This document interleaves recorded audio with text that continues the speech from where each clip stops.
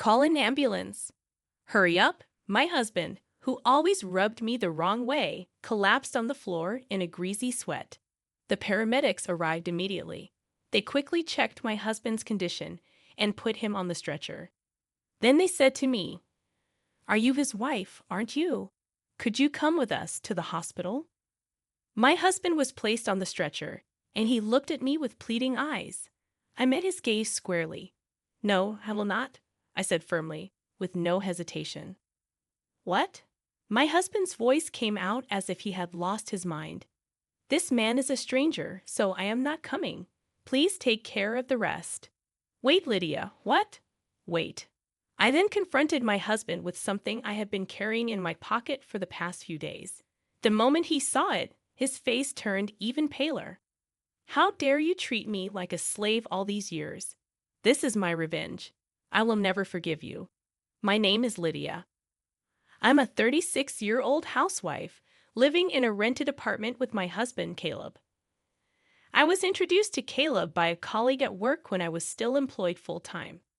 Despite being more of an introvert, I occasionally attended parties invited by my colleague who had many friends. One day, I reluctantly agreed to join a barbecue with his friends. There, I met Caleb. Surprisingly, we connected instantly despite my initial reservations. Caleb, the outdoorsy type, turned out to be sociable and humorous. We exchanged contact information, went out for dinner and shopping, and eventually started dating. After several years of dating, Caleb proposed and we got married. Caleb had always been kind, taking me out of my indoor lifestyle. However, over the past few years, he started to do and say things that made me feel a little uncomfortable. I quit my job and became a housewife because Caleb himself wanted me to. However, he often made sarcastic remarks about it. For example, when I got sick and was late cooking dinner, he would say, "Lydia, why isn't my dinner ready yet?" "Hi, sorry, I was sick today. I had a rest earlier, and I couldn't get up. Can you go take a bath first?" He would reply, "Huh, what's that? You're a housewife. You should at least take care of the meal." Caleb never seemed to worry about my health, which made me very sad. Another time, I mentioned a reunion in my hometown, saying, "Hey, Caleb, there's a reunion coming up in my hometown. I'll finish my chores, so can I go?" He would simply respond with, "Suit yourself." Well, being a stay-at-home wife is great, you know. I envy you, Lydia. You get to play around with the money your husband makes. Although Caleb was usually really nice to me, carrying my purse and bringing me flowers after work, there were times when he acted like a jerk. I even thought maybe he wanted me to work, so I suggested taking a part-time job. However, Caleb insisted that was not the case, and in the end, I remained a full-time housewife. One day, one of Caleb's relatives called me out of the blue. I picked up the phone feeling a little defensive. The relative on the other end of the line called my name in a panic, "Lydia, Caleb's mother has collapsed." I froze at the unexpected words. According to my relative, she had gone to visit my mother-in-law a few hours earlier and found her lying in the yard. An ambulance had rushed to the scene and taken my mother-in-law to a general hospital. In a panic, I ran out of the house and arrived at the hospital. I was told that her condition was still unpredictable. As we discussed this, Caleb came running in out of breath. We moved to the hospital room to check on my mother-in-law, who was sleeping in bed. Her body was covered with various tubes, and it was painful to watch. "Mom," my husband called out to her, but she did not respond. Caleb stayed in the hospital room for the rest of the day, and I decided to go home to gather everything needed for the hospital stay. After a while, my mother-in-law recovered enough to sit up by herself. However, it was difficult to do anything without someone's help. I was glad she could get up, wondering if she would be able to walk again with continued physical therapy.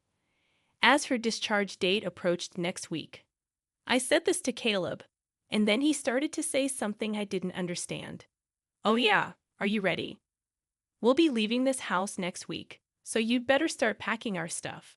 I couldn't comprehend what he meant. Caleb seemed annoyed, as if he didn't like my reaction. We don't need this house since we are going to live with my mom at my parents' house. You are still as dense as ever, aren't you? Does that mean I'm going to live with my mother-in-law after she gets out of the hospital? I never heard anything about that. Did you decide to move in together without talking to me? Have you already canceled the lease on this house? When I said that, my husband became even more grumpy. Of course, I've already canceled the lease. It's the right thing for us to do as a family, to live together and help her. Don't tell me you don't want to live with her, do you? I'm the one who makes a living, so I won't accept any complaints, he said, and went back to his room with deliberate footsteps. I never thought that Caleb would take such a hardline approach. I can't believe he's canceling the lease on this apartment. I have no choice but to move out. I know he is worried about his mother, but this is too much. I sighed deeply.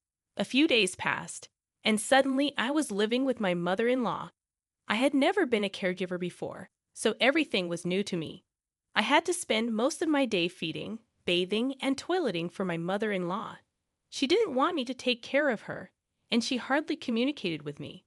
Furthermore, when I tried to talk to her, she would hide in bed, saying she was in pain. When my mother-in-law was healthy, we didn't have a bad relationship. In fact, we sometimes exchanged delicious-looking snacks we found at the department store. Perhaps she was too frail to care for others. On the other hand, my husband Caleb, who had forced us to move in together, rarely came home. After work, he would go out for drinks and come home in the morning. Even on his days off, he would find some reason to go out. When he came home, all he did was play video games in his room. I decided to talk to Caleb while he was playing games. I know you can't avoid working overtime or drinking with your colleagues, but can't you at least help me take care of your mother when you're at home? Or I would like you to help me with the housework. I said this, and Caleb replied without looking away from the screen. What are you being so naive about? Housework and caregiving are both your jobs. I'm tired from working, you know. Oh, I'm almost out of coffee. Go make me some and clean this room, okay? And oh, take these to the dry cleaner. I need them by Wednesday. My husband spoke one-sidedly and threw his work clothes at me. This time I was annoyed and retorted, "That's enough. I've been doing housework and taking care of your mother every day for the past month without a break. Why can't you at least help me a little?" Caleb then slammed the game controller down on the desk, stood up with a mighty thud, and said, "How dare you talk to me like that? Who do you think you owe your livelihood to? If you have a problem with me, then get out. Come on, get yourself together and get out." Well, I feel sorry for my mom.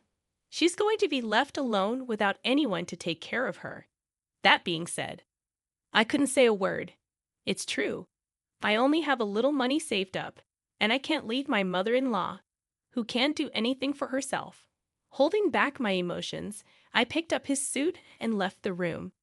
After about 6 months of such a difficult life, my mother-in-law suddenly passed away. I woke up in the morning and went to check on her like I always do. But that day, she was no longer breathing. I called an ambulance and took her to the hospital, but it was too late. Caleb was in tears and sad. I don't know why, but I couldn't cry. I felt cold when I saw Caleb crying. Without hesitation, I thought to myself, "You didn't do anything to help her." When I realized that I don't have to take care of her anymore, I felt a sense of relief. I felt guilty for feeling that way. Time passed so quickly. After the funeral, I suddenly realized that 2 weeks had passed since my mother-in-law was gone. It was time to organize her belongings. After my husband left for work, I started cleaning my mother-in-law's room. I put her favorite clothes and accessories into cardboard boxes one after another.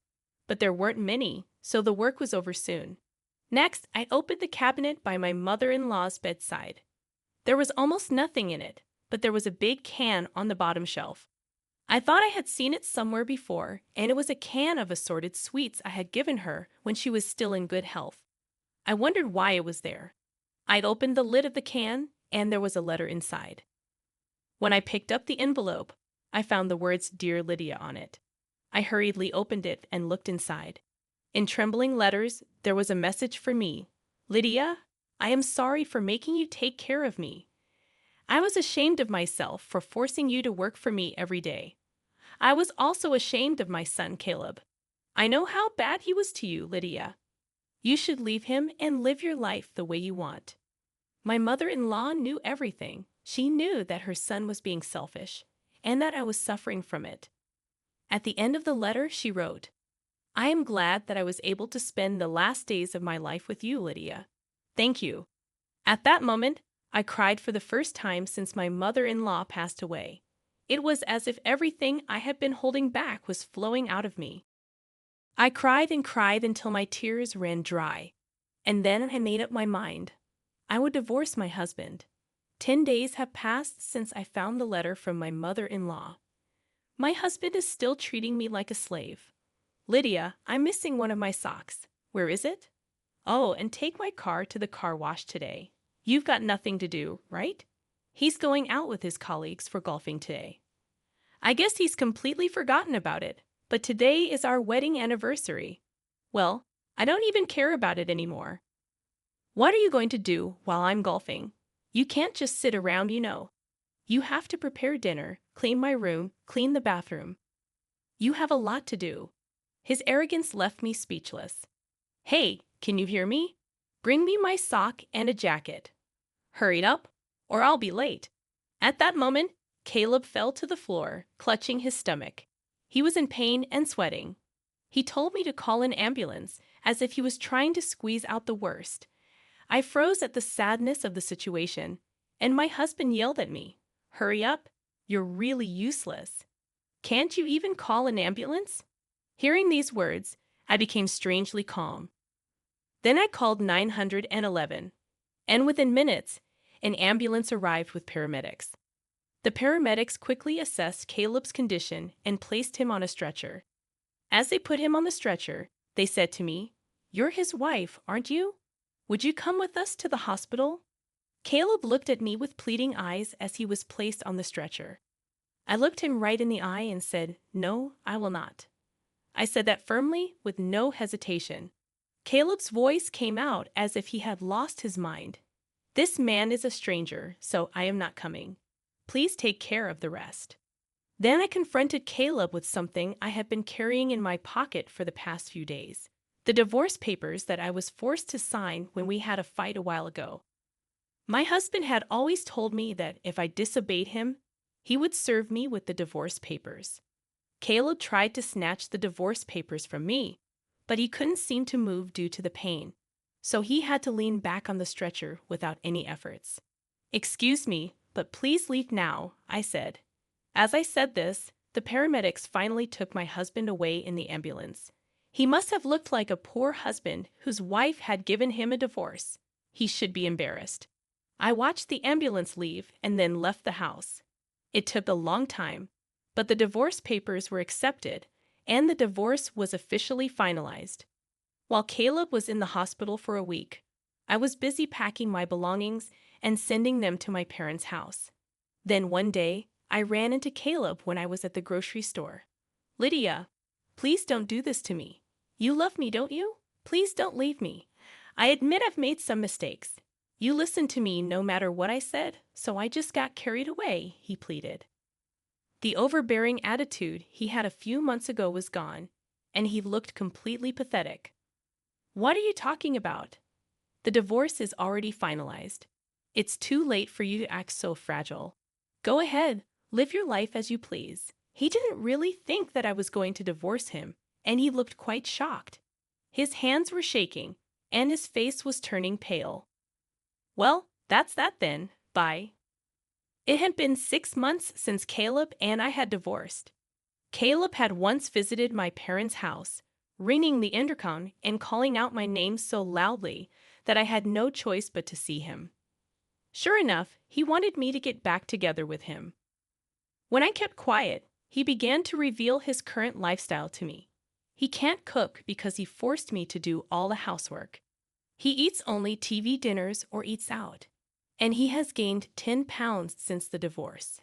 It's true that he put on a lot of fat on his face and stomach, noticeable at a glance. Additionally, he doesn't seem to understand how to do laundry. The shirts he wears are wrinkled and smell weird. making him look even filthier. I finally realized how great you have done, Lydia. If I don't do something, the people at the company won't like me, Caleb said, sobbing cheap tears. In other words, he wants to treat me like a servant again. There's no way I'm going back to that. No, never. If you make any more noise, I'll call the police, I warned him, treating him like a stranger.